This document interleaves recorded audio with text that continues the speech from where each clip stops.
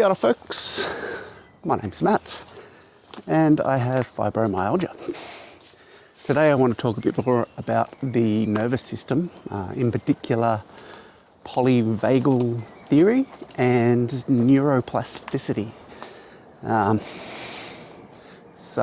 for first, to check in, I've had a real roller coaster the last few days. I thought that I was through a flare, turned out I was not.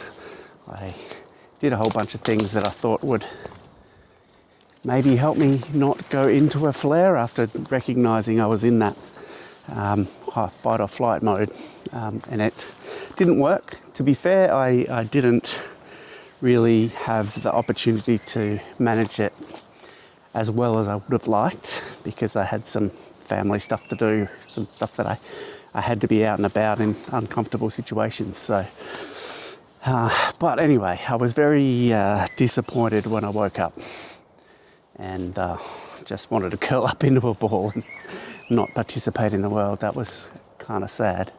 Anyway, we're sort of through that now, and it leads me on to the polyvagal theory. And what the polyvagal theory is, and I'll link to a video below that goes into the whole deal in a lot more detail that I'm going to do here. But there's basically three states of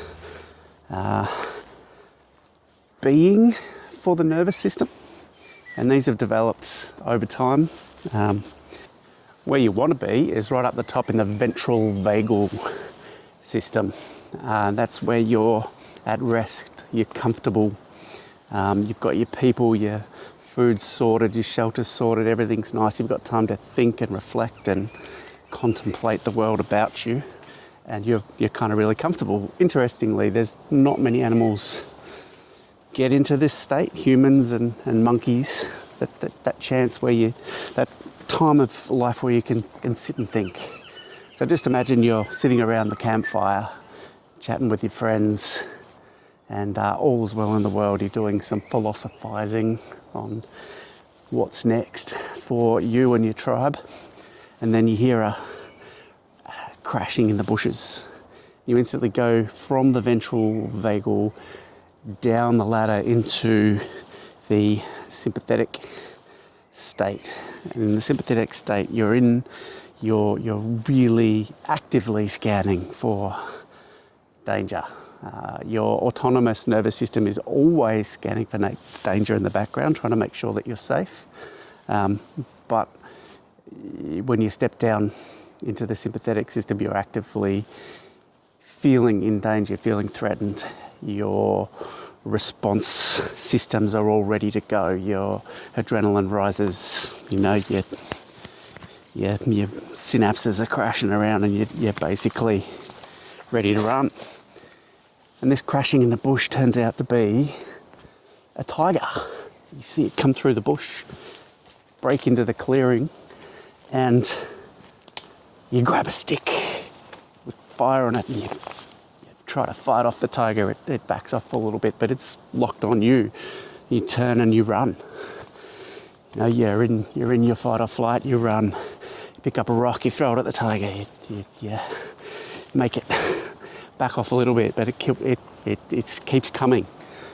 You know it's padding after you, and you keep trying to run. You run and you run. You can't get away. The tiger just keeps coming, and eventually you become exhausted, and you're so tired, so exhausted.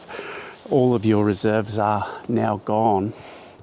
And then you enter the next state, which is the dorsal vagal system. That's the place where you want to hide. You curl up, you hide in the grass, you can't run anymore, you can't fight. There's nothing to do but hide in the grass and hope the tiger can't get you. Hope that it doesn't see you, hope that it gets distracted by something. Think a rabbit in the headlights.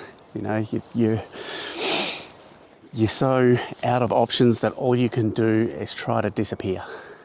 And that's what the final step in this ladder of neuro states is hide and live or hide and die. You don't have any other options and you're exhausted. That's it. And that's basically, I think, kind of what happened to me over the last few days.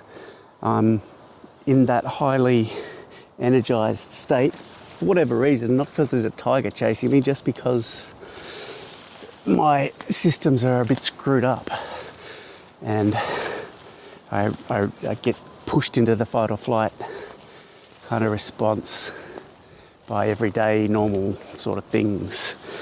And you're up there for quite a long time and then you get exhausted. And when I dropped down into the I can't remember what it is, the bottom rung of the consciousness, I thought, oh, I'm better because I'm no longer zipping. But then I tried to do something. It turned out I was just exhausted.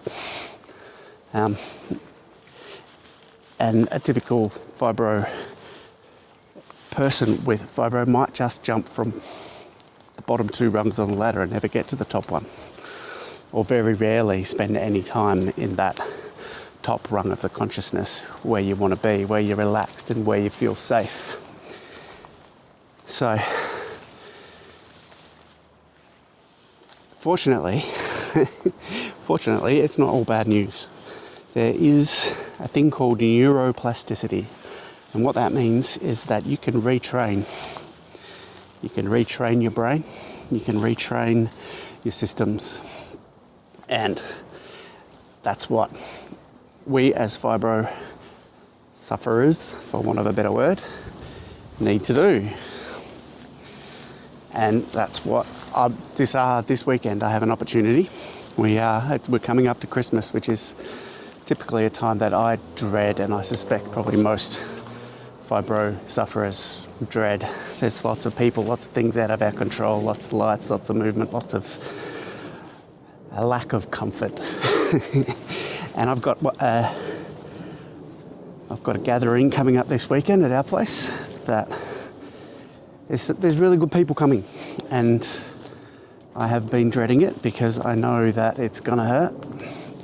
But one of the things that you really need to have to be in that top state of comfort is people and connections. So I'm going to try and lead into that.